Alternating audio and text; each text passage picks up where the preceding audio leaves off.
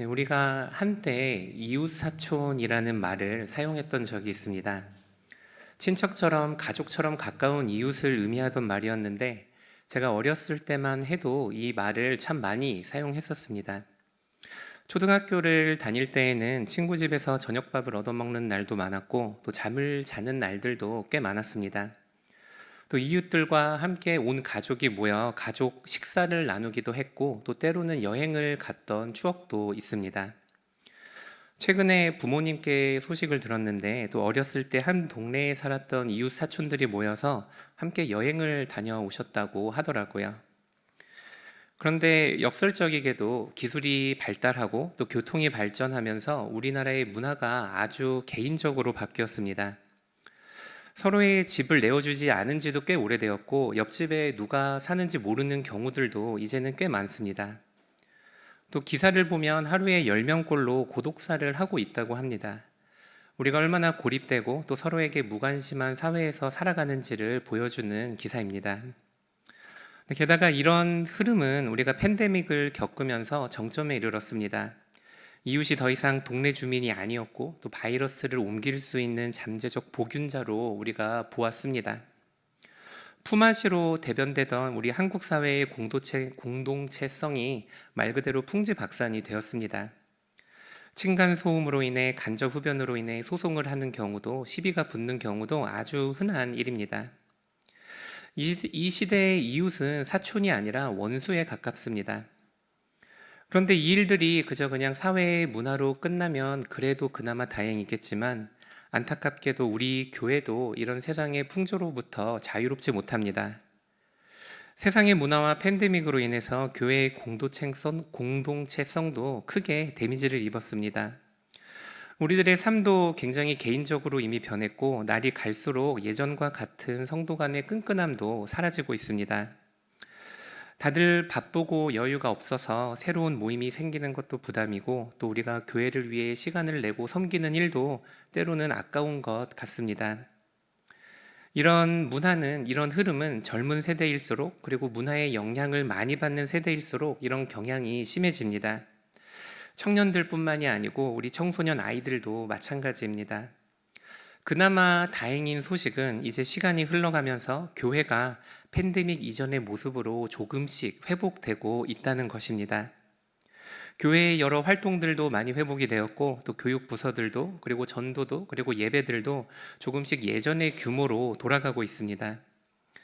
하지만 그저 모임의 수가 늘어나고 우리 모이는 숫자가 회복되고 있다고 하더라도 그게 우리에게 필요한 충분한 변화라고 할 수는 없습니다.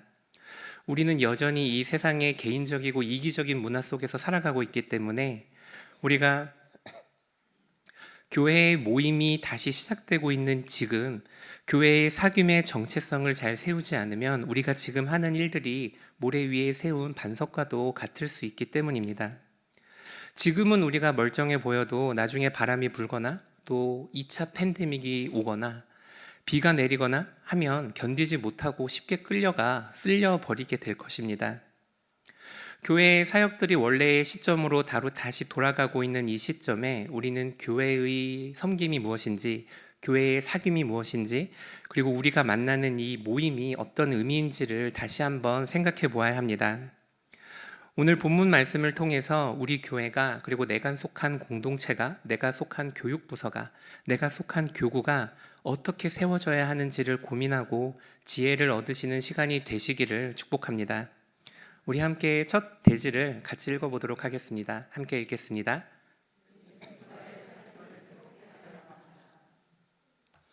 먼저 우리 교회의 모든 공동체는 예수님과의 사귐을 먼저 회복해야 합니다. 사도 요한이 있던 교회는 큰 어려움을 겪었었습니다. 영지주의로 알려진 케린투스를 따르는 무리가 그 교회 안에 있었기 때문입니다.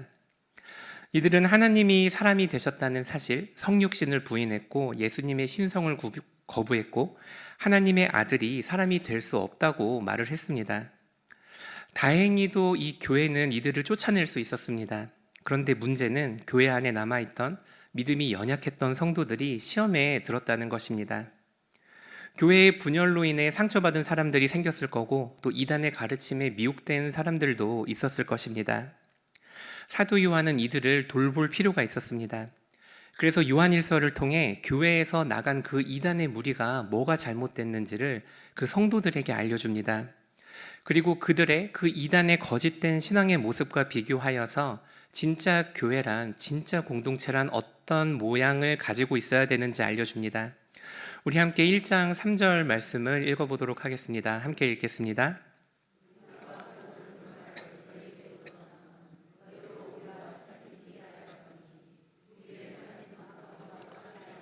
예수 그리스도와 더불어 누림이라. 사도 요한은 교회와 교회에서 빠져나간 저 이단의 무리가 궁극적으로 진짜 교회와 어떻게 다른지를 말해줍니다. 먼저 교회는 하나님과 그의 아들 예수 그리스도와 함께 나누는 사귐이 있어야 합니다. 즉 하나님과의 사귐에 이미 참여한 자들의 모임이 교회인 것입니다. 그리고 이것이 케린투스의 무리가 교회를 빠져나가게 된 이유라고 말을 합니다. 이들은 처음부터 하나님과의 사귐에 참여하지 않은 자들이었습니다. 하나님과의 사귐, 그리스도의 사귐을 다른 말로 말하면 그리스도의 연합, 그리스도와의 연합이라고 말할 수 있습니다. 이 그리스도와의 연합이라는 것은 우리가 하는 이 모든 신앙생활의 기초라 할 수 있습니다. 이 그리스도와의 연합 없이는 우리가 믿음 생활을 할 수 없고 우리가 성도 가운데 그리스도와 연합되지 않은 사람은 지금 한 명도 없습니다. 성령과 믿음으로 말미암아서 성도는 머리 되시는 예수 그리스도와 연합을 하게 됩니다. 그리고 그리스도와 연합을 할 때 주님이 우리를 위해서 이루신 모든 의가 우리에게 전가되는 것이고 우리가 양자가 되어 하나님의 아들, 딸이 되어 하나님을 아버지라고 부르게 되는 것입니다. 이로 인해 우리는 하나님께 보호를 받게 되는 거고 하나님께 긍휼히 여김을 받고 하나님께서 우리의 필요를 채워주시며 우리가 계속해서 거룩해지는 삶을 살아가게 되고 결국에는 하나님 나라와 영원한 생명을 유업으로 받게 되는 것입니다. 이것이 우리의 신앙의 여정인데 성경은 이 신앙의 여정이 그리스도와의 사귐, 그리스도와의 연합에서 시작이 된다고 분명하게 말을 합니다. 우리 교회도 그리스도와의 연합에서 시작이 되는 것이고 우리 교회 안에 있는 모든 공동체도 그리스도와의 연합에서 그 모임이 시작이 됩니다. 그런데 문제는 우리가 이 진리를 너무 쉽게 생각하고 너무 쉽게 잊어버린다는 것입니다. 그리스도와의 연합으로 시작된 이 사귐이 그리스도는 빼먹고 우리 성도끼리의 사귐으로 마치는 경우들도 굉장히 많습니다. 하지만 우리가 우리 모임의 근원이 누구이신지를 잊어버릴 때 우리의 머리 되시는 그리스도를 바라보지 않을 때 우리의 공동체에는 많은 문제들이 생기기 시작합니다. 호랑이 없는 곳에서 여우가 왕노릇한다고 합니다. 우리 중심에 그리스도가 계시지 않으면 우리 공동체를 휘두르려고 하는 누군가가 반드시 나타납니다. 왜냐하면 남에게 영향력을 행사하고 싶으니 권력욕과 지배욕이라는 게 우리가 가지고 있는 가장 무서운 욕구 중에 하나이기 때문입니다. 누군가는 이 권력욕이라는 것은 오직 죽을 때만 멈출 수 있다고 말을 했습니다.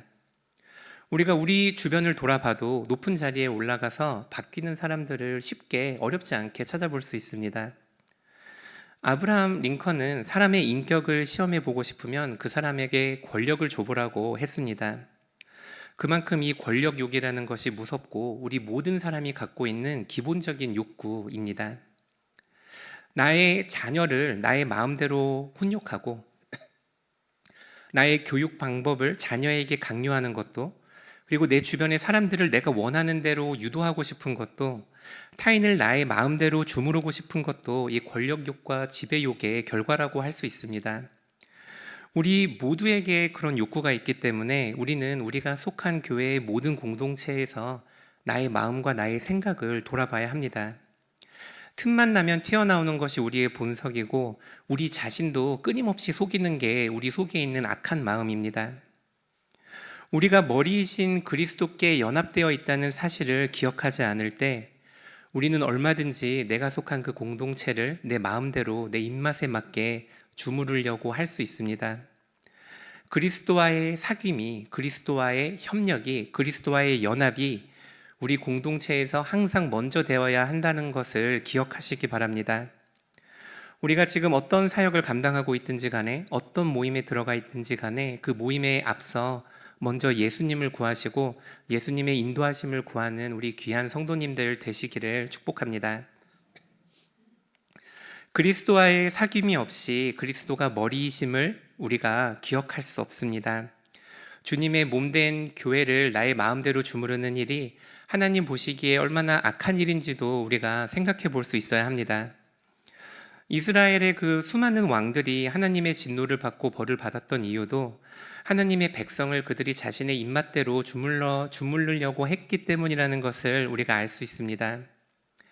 우리가 서로 사귐을 갖기 전에 머리이신 그리스도와의 사귐을 먼저 가져야 한다는 것을 항상 기억하시기를 축복합니다. 우리 또 둘째로 우리가 우리의 머리 되시는 예수님을 바라보지 않을 때 공동체에 분열이 있을 수 있다는 것을 기억해야 합니다. 우리가 흔히 착각하는 것 중에 하나가 우리 사이에 분열이 있는 것은 우리가 서로 다르기 때문이라고 생각하는 것입니다.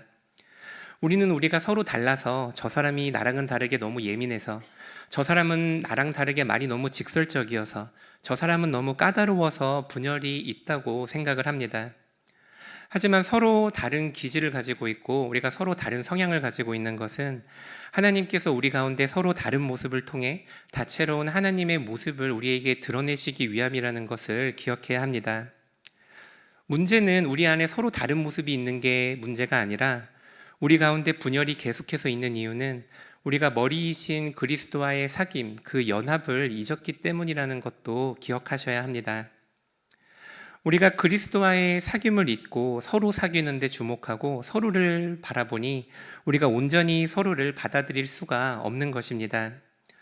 물론 우리 가운데 좀 더 성향이 맞고 좀 더 흥미가 비슷한 사람들이 있기도 하지만 모든 사람이 그럴 수는 없습니다. 같은 이유로 초대교회 안에도 고린도 교회 안에도 분열이 있었다라는 것을 기억해야 합니다. 머리이신 그리스도를 바라보지 않고 서로를 바라봤기 때문입니다.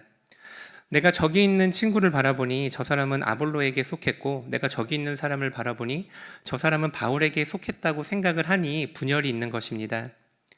머리이신 그리스도께서 누군가에게는 씨 뿌리는 일을 맡기시고 누군가에는 물을 주는 일을, 누군가에게는 수확하는 일을 맡기셨다는 것을 기억하면 우리 가운데 분열이 없을 것입니다. 하나님께서 우리를 서로 다르게 만드셨는데 어떻게 우리가 이 서로의 다름을 온전히 용납할 수 있겠습니까?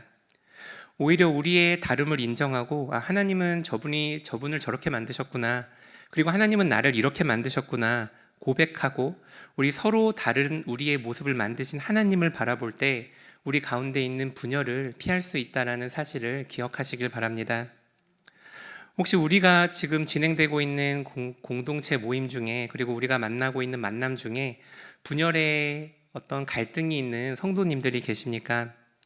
서로 다르게 만든, 하나님께서 우리를 다르게 만든 그 모습을 이해하려고 노력하시기보다 우리를 다채롭게 만드신 그 하나님을 바라보시는 성도님들 되시기를 축복합니다.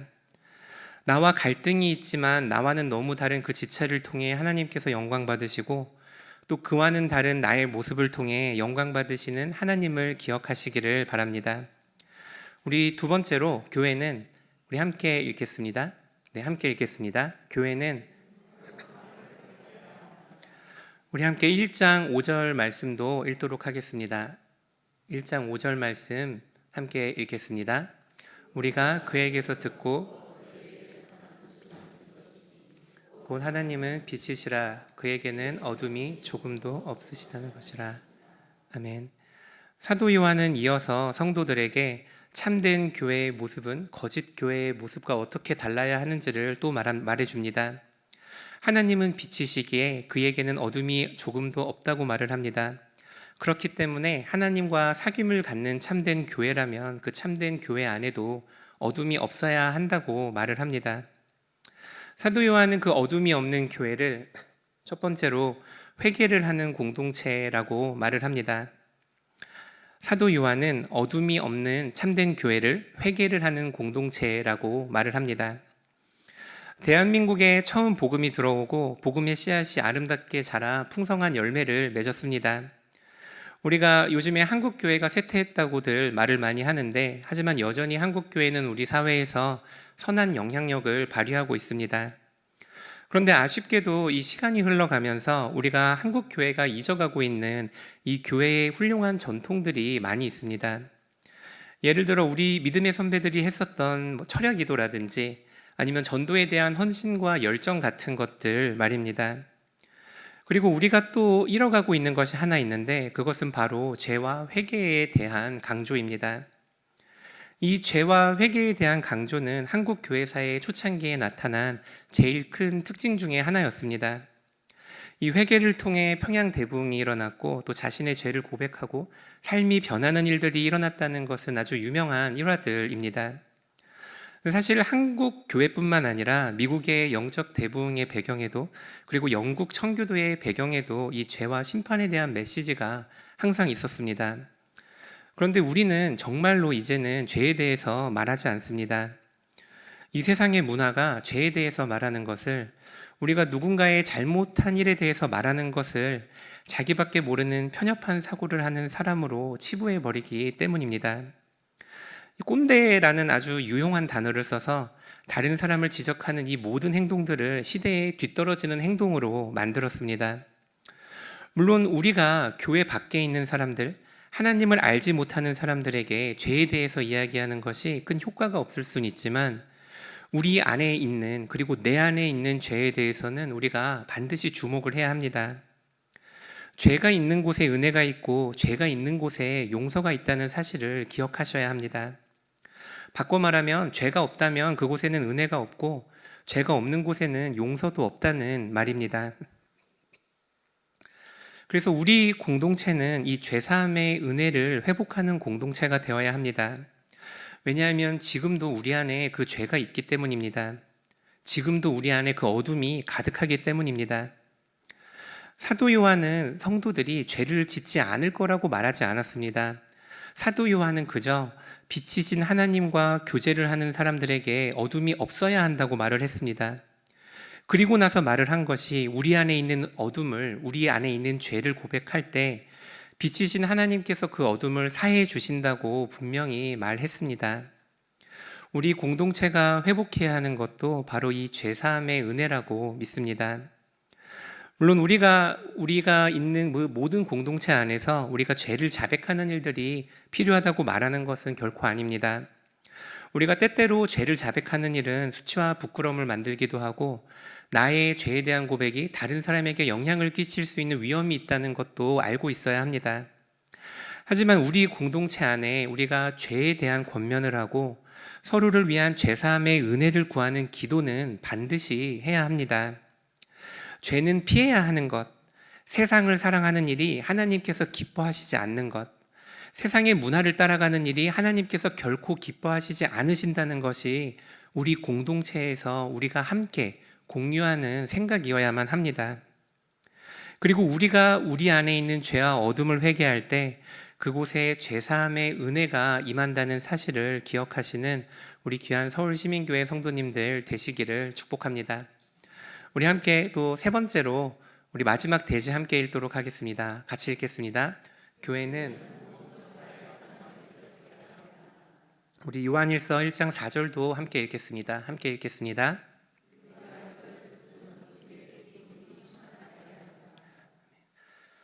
사도 바울은 교회의 성도들에게 하나님의 사귐으로 그들을 초청하는 일, 그 복음을 전하는 일, 즉 전도하는 일이 그에게 큰 기쁨이 된다고 말을 했습니다.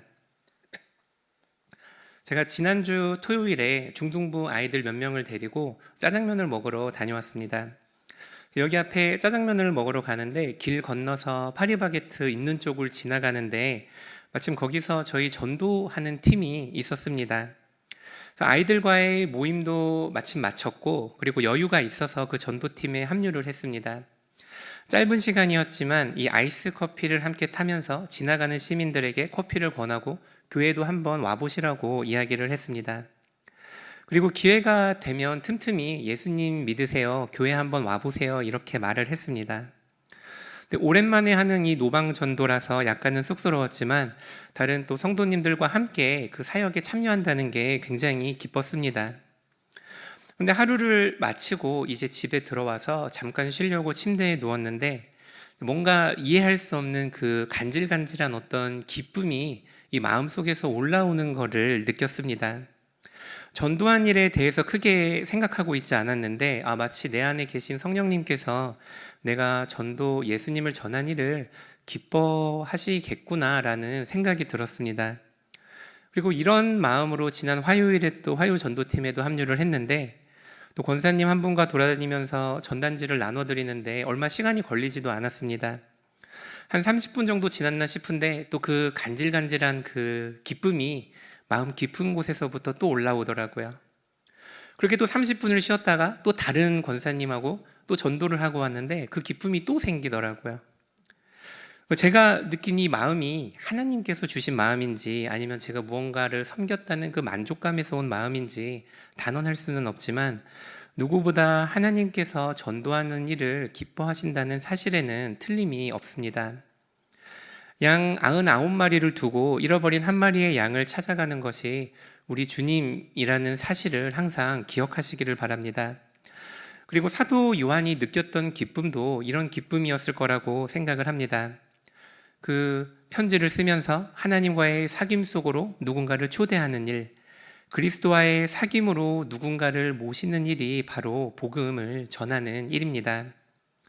근데 이 복음 전파의 사명이라는 것은 특수한 사역을 감당하는 한 명에게 맡겨지는 것이 아니고 우리 모두에게 주어진 사역임을 우리가 반드시 기억해야 합니다.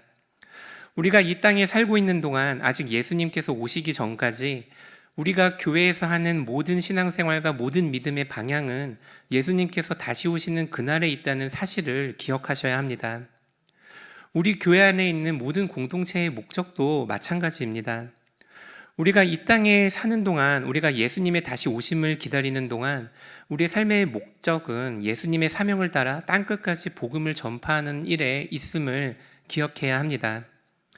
우리는 물론 노방전도를 통해서도 하나님을 전할 수도 있고 또 우리의 삶을 통해서 내가 있는 바로 그곳에서 하나님을 증거할 수 있습니다. 그리고 그 전도의 에너지를 얻고 그 전도의 마음이 공유되어야 하는 곳도 바로 우리가 섬기는 모든 공동체라는 사실도 기억하시기를 바랍니다.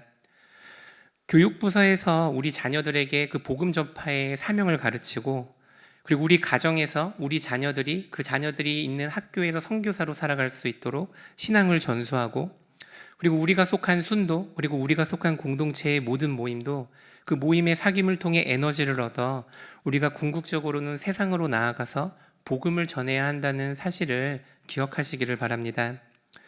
우리 안에 지금 많은 회복과 많은 변화가 일어나고 있습니다.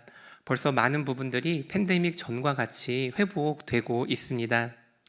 그런데 우리가 잊어서는 안 될 것이 우리 교회의 우리의 모든 모임의 중심에는 예수님과의 합력, 예수님과의 사귐이 있어야 한다는 것입니다. 예수님께서 우리 모든 공동체의 머리 되신다는 사실을 우리가 기억해야 되고 우리 공동체 안에 내가 속한 그곳에 죄사함의 은혜가 회복되어야 한다는 것도 기억하셔야 합니다. 그리고 마지막으로 내가 속한 그 모든 공동체의 복음 전파의 사명이 회복되어야 한다는 사실을 기억하시는 우리 귀한 시민교회 성도님들 되시기를 축복합니다.